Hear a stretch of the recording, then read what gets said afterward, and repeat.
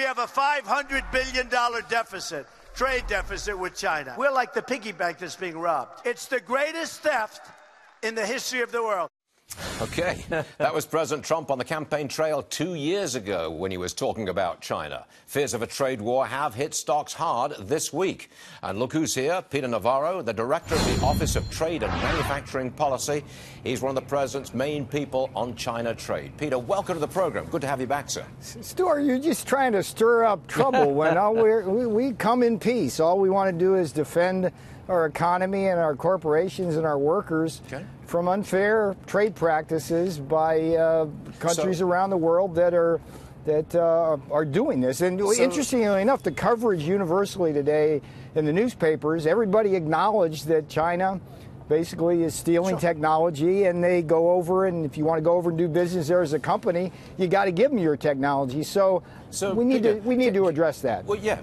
Can you reassure our viewers and investors, reassure America, that this thing is not going to spiral out of control? Absolutely, I can. We do come in peace. This is not going to be settled by a fight, but through negotiations. We have behind me in that White House there the best negotiator in the world, the man who knows the art of the deal, and we have Ambassador Robert Lighthizer at the United States Trade Representative, who's just a phenomenal mind on these kinds of things. And look, all we're looking for, as the President has said, is fair and reciprocal trade. We run a $347 billion trade deficit in goods with China every year. What does that do? We ship off our money to China and our factories, and they get the jobs and they get the wealth. But we also have a large trade deficit with Europe, $150 billion. And Stuart, 6,000 jobs per $1 billion a trade deficit means there's 1 million American jobs in Europe instead of here, and there's over 2 million in China because of those deficits. So we come in peace. All we're trying to do is get a fair and better deal for this country. Now, on steel and aluminum tariffs, you pull back. You're getting an exemption to the European Union, to the South Koreans, to the Australians. Are you going to pull back in a similar sort of way with China? So on the 232 aluminum steel, the paramount goal of this administration is to defend our aluminum and steel industries. As the President has said, we won't have a country without them. And so we've instituted a tariff regime, and for a very limited time, we're allowing countries to negotiate a way in which we can maintain the integrity of our aluminum and steel industries and also deal with some other national security issues. And that's a great thing. This illustrates both the strength and flexibility of this president.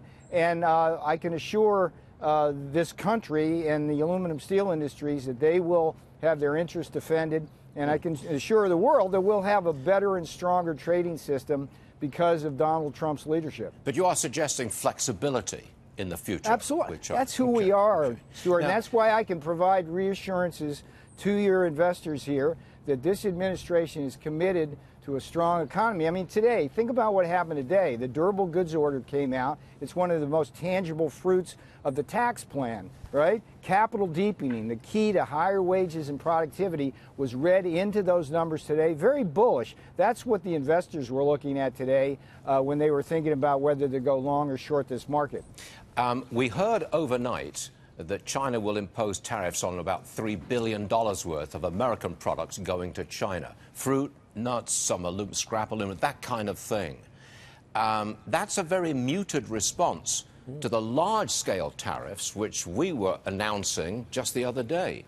Would you regard it also as a muted response?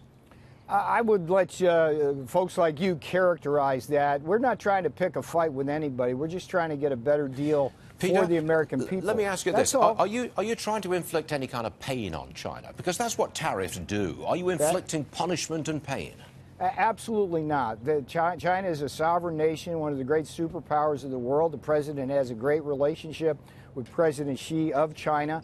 All we want to do basically is have fair and reciprocal trade, level the playing field, not just for us, but for the rest of the world that's dealing now with China. China has basically gotten away with highway robbery since they joined the 2001 WTO. I mean, everybody acknowledges that, including the Chinese, and all we're trying to do is create a better situation for stability of the global trading system and global markets. So this will all be settled through negotiations, and we will be in a better place because of Donald Trump's leadership on this. What we hear a lot about, and we've been hearing this for a generation, is that China steals our intellectual property, software from Microsoft, that kind of thing.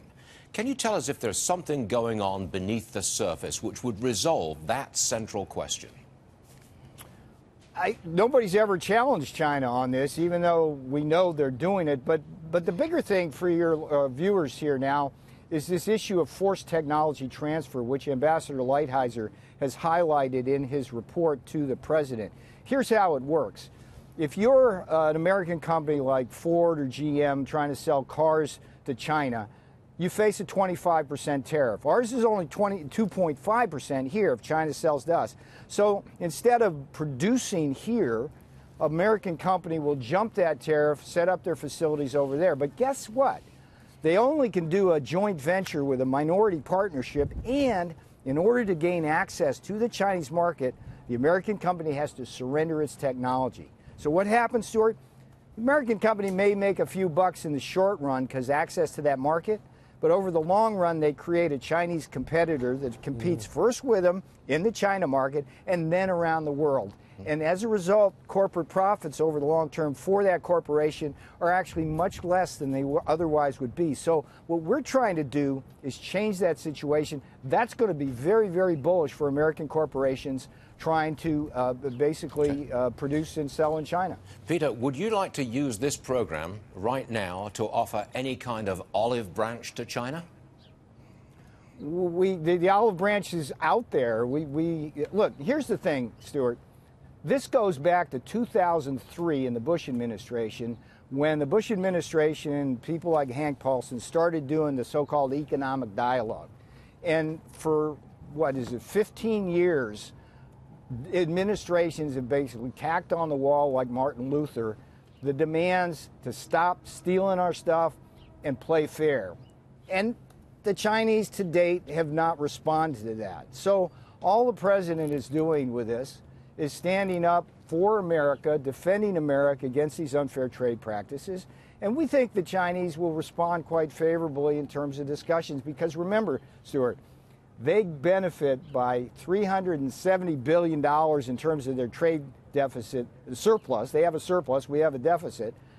They have a lot more to lose than we have by disrupting that relationship. They know it, we know it. We're going to work with them. It's going to be great. It's going to be great, as you said. Okay. It's going to be great. Okay. Peter Navarro, thank you very much for joining us, sir. We do appreciate it. Thank you. All right. Yes, sir.